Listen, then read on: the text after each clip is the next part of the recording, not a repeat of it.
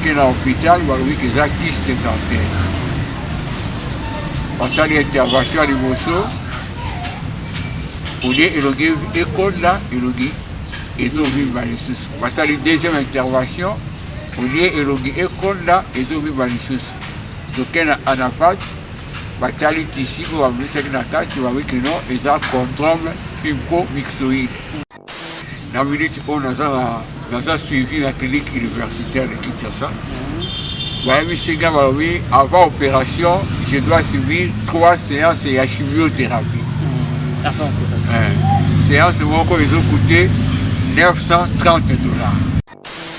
On a beaucoup dépassé makoki eza lisusu te yango naye na nzela ya ndeko na ngai journaliste kolasembela na bakonzi ya mboka na bandeko oyo baza libanda ya Kongo oyo baza na bakoki oyo bakoki kozala na motema ya mawa ya koede namoni na Kongo mama Denise ndenge ayendaka bato ebele ndenge asungaka bato ebele soki akoki koya koede ngai ezala mama Olive aussi soki bakoki koede ngai ekozala malamu bazela te keno nakufa po baya peut-être koede ngai après ngai wana naza vivant te c'est le moment ya koya koede ngai ezala bandeko baza na étranger France, Belgique, Allemagne, États-Unis, Canada, partout soki bomoni ngai ndeko na bino naleki awa parce que situation eza difficile, on a beaucoup dépensé et j'ai subi 3 interventions, résultat ya malonga ezaki.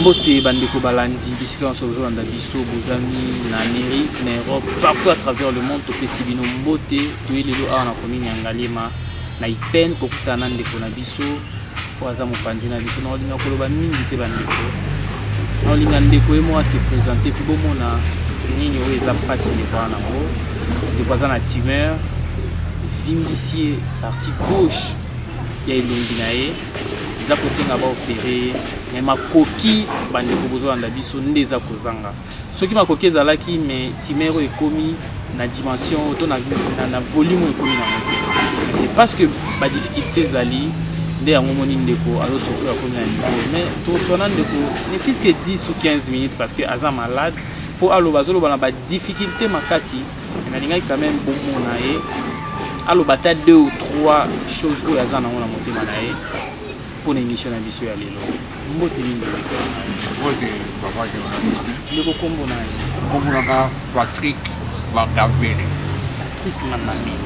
bandeko bozo remarquer que même son mon pays en malamu te parce que tumeur est déformé mon connaît ndeko Patrick malade oyo benga tumeur bandi outamu malade oyo ebandi a constaté yango pour la toute première fois en mai 2020.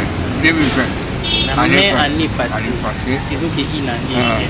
Nakei na hôpital balobi ke eza kyste dentaire basali intervention ya liboso olie elongi ekonda elongi ezovimba lisusu basali deuxième intervention olie elongi ekonda ezovimba lisusu tokei na anapate batali tisi oyo babimisaki na kati babi keno eza condrome fibromyxoïde eza tumeur à malignité mitigée cela veut dire ekokoma cancer soki balongoli yango nyonso te voilà un peu situation ezalaki wana ti toyei kokoma na niveau oyo de respiration eza bloqué moya kolia eza bloqué komela kaka bayau komela kaka badole nzoto eza kokonda yango moni keno so ezalaki te esengaki nakutana na bapangisango tomela kolancer SOS na bandeko. Ndeko Patrick, depuis le mois de mai année passée, 2 opérations ratées. De l'eau, il faut découvrir que les tumeurs, aujourd'hui, à télé, on a des premiers, on a des hommes, on a des kokonda. N'habitez que Koloba pour bandeko bolanda biso partout à travers le monde où on a reçu Ndeko Patrick. Si ko tumeur pour que ba na kopéro ezo senga nini Ndeko Patrick. la minute où nous avons suivi la clinique universitaire de Kinshasa. Avant l'opération, je dois suivre 3 séances de chimiothérapie. Avant l'opération. Séance Moko, ils ont coûté $930. Séance Moko, ils ont coûté $930. Oh, il faut subir 3 séances. 3 séances avant l'opération. Ceux qui ont suivi 3 séances, voilà, vu qu'il y a une masse, école et à place. Et après, à beau, ils vont proposer intervention après 3 séances. Donc 3 séances, on est dans les $2760. Oui. $2760, il faut au foot après battre une intervention. Si vous avez les 3 séances avant tout comme en opération. Il y a un problème, il y a finance. On a beaucoup dépassé, ma coquille et ça les sous-soutés. Il y a des journalistes pour la CV là, il y a des avocats, il y a des au hasard ma coquille, on va courir que ça n'a pas été il y a pour aider, il y a pour maman Denise, les gars ils ont été mêlés, les gars ils ont été mêlés, ceux qui ont courir pour aider les gars, et ça va maman Olive aussi, ceux qui vont courir les gars, et aux amalams, parce que la tête que nous la coupe pas, pour voir peut-être courir les gars, après gars ils vont dans la vivante. C'est le moment où il y a les gars, ils ont des croissants étrangers, France, Belgique, Allemagne, États-Unis, Canada, partout. Ceux qui vont venir dans les clients parce que la situation est difficile, on a beaucoup dépensé et j'ai subi 3 interventions. Résultat, il y a Maloga exact. Voilà un peu la situation. Le Patrick, ça passe quand vous avez bandeko bozolanda biso partout libanda ya mboka esika malamu ya koseme yango terre malamu une bonne terre oyo soko seme nzambe lalola akotika opamba te akoyeba na kopambola yo ndeko abi faut 3 séances avant les canaux opération séance moko $930 alambongo be $2700 soki $690 makoki eza te avant que ba les canaux opération nda osenga na maman Denise notre première dame maman na biso ya bolingo maman na biso ya motema ye ayaka mingi kosunga en amont azelaka te ekoma en aval moto déjà kufi conséquence po ya non ye ayaka en amont ayeba na kosunga maman Denise esika yango oyo bandeko nyonso bana service wana bandeko nyonso ya fondation maman Denise nyaki o Tshisekedi kotala ndeko Patrick pina bandeko baza libanda ndeko Patrick andeko na biso ba libanda na mboka bango pe bana motema na olinga yo moko pesa numéro na de téléphone on peut savoir même adresse ici quelque chose de pour le corps on a ndako ba ko contacter au bon vraiment dans la salle Ngalema il y a une peine précisément avenue Kinshasa numéro V4 numéro de téléphone est 81 080 plus 240 plus 243 81 037 037 11 30 30 voilà plus 243 81 037 11 30 to ko afficher ngo pe aussi tant bandeko bozolanda bobenga ndeko Patrick ye moko pour que mambo ça masiko ba médecin balobi ni ndeko Patrick il faut comme on a déjà ndenge boss ou ndenge malformation ça il faut combien de temps le plus tôt possible ba sala yango to bon et c'est rapidement parce que moi c'est au cola oui puis c'est dangereux quand les au cola et comme on a cerveau et qu'on bloquer ma visu il y a aussi urgence à la makasi pour la situation et à la éradiquer dans un soutien et puis dans une solution et à une solution pour la paiement pour la guérir et ça vraiment urgent c'est la taille parce que ça dépend de l'argent. Donc ce qui m'a coqué c'est que l'on peut jamais intervenir depuis très longtemps. Oui, parce que m'a coqué c'est que il y a bloqué voilà on a l'équilibre tantôt pour découvrir voilà va quoi construire on va ça montrer madame vous avez encore mon ami déjà on a même à côté gauche peut dans un problème parce que il y a un masse vandelier Nicolo. Oui et pour le coup des on a la face et comme déjà flou pour le moment bandeko batali nalingaki ndeko Patrick aloba mwa moke eza pasi azo souffrir ndeko azolala malamu te, respiration na problème, et gauche eza na problème, donc kolia appétit ezali te.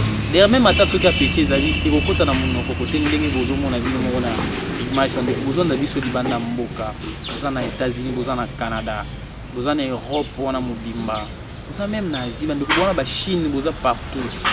Oyo aza ndeko na biso congolais, aza humain, aza être humain lokola yo. Bilobi na biso linga moninga lolenge omilingaka. C'est l'une des grandes recommandations divines oyo nzamba ibana kotikela biso. Na linga moninga lolenge ngala milingaka. Sona linga nzoto langeza malamu, il faut nzoto moninga peza malamu. Wana nzamba kosepela pa kopambola yo. Bandeko mabele malamu ya kolona yango. 3 séances ezosenga $2700. Mbongo ebele ndeko azana yango te. Mbongo ebele ndeko azana yango te. Po ibana kosunga ye. Et puis bandeko nyonso bokolanda émission même awa na mboka na biso na Kinshasa na Congo. Bandeko bosunga ndeko Patrick. Mama Denise, mama na biso, sunga mwana na yo ndeko Patrick. Azo souffrir. A PC adresse azana commune ya Ngaliema. Na quartier Ipene na avenue Kinshasa numéro 24. Na avenue Kinshasa numéro 24 na commune ya Ngaliema. Et puis numéro de téléphone à PC yango bobenga yebo bana kosunga ye. Ndeko Patrick un dernier mot yambo to silisa so bozana iloba moko yebisa bandeko balanda biso. Bon, liloba ya kolobeza ya remerciement. Na remercier ndeko journaliste nga ye ko kangai awa. Merci. Na remercier pe bino nyonso bolandi biso na yebi ke nzambe akotouche mitema ya bandeko. Va venir en aide envers Gaï parce que dans une situation très difficile, je suis très souffrant. Bien aux hommes dans Gaï Awa. Dans la vie de Kolowate, je remercie nous surtout. Merci beaucoup Ndeko Patrick, merci d'avoir déconnu sur Bozo, ça a déjà geste, merci d'avoir déconnu sur vos porter problème à cœur. Pour le but que tu as Ndeko Patrick pour que tu aies balance songaye, opération et ça malamu ça l'opération moko réussi de façon que nous on a biso aïe balance songa malamu et asala makambu nyonso ndenge batunyo so ba na sala. En tout cas Ndeko Patrick Maza ndoi na yo derrière aza ko souffrir na Washington. Ndeko Patrick Maza l'agence Patimaza. Merci aussi à maman Angèle Kumbaka Bambara Washington. Oui, Ndeko Patrick, na bosanité maman Adrienne Moussali Nanzambe, na papa Riben. Oui, Ndeko Patrick, bandeko na biso tokuti na la fois prochaine. Tokozonga bosunga Ndeko Patrick, tokozonga le suko kokuta nae. Si pas la semaine prochaine, mais l'autre semaine, pour tourner une bonne évolution, est-ce que Bandeko va réagir de façon que le tambour est salama. Mbala musutan tokoya kokuta ane azongi normal ou tokuta ene azana bande de l'autre côté oui bauti ko salanga des interventions de façon que azonga malamu et ko zalelo komo malamu kimia na nzambe na mabota na bino tokuta na bino na mbale koya mais ko bosana te zwa numéro ya Ndeko Patrick benga epe sungaye nzamba kozanga te na opambolo. Ndeko Patrick merci. Nzamba osungayo ele kamalamu de façon que oui bana kozonga ils sont comme ça. Merci, au revoir.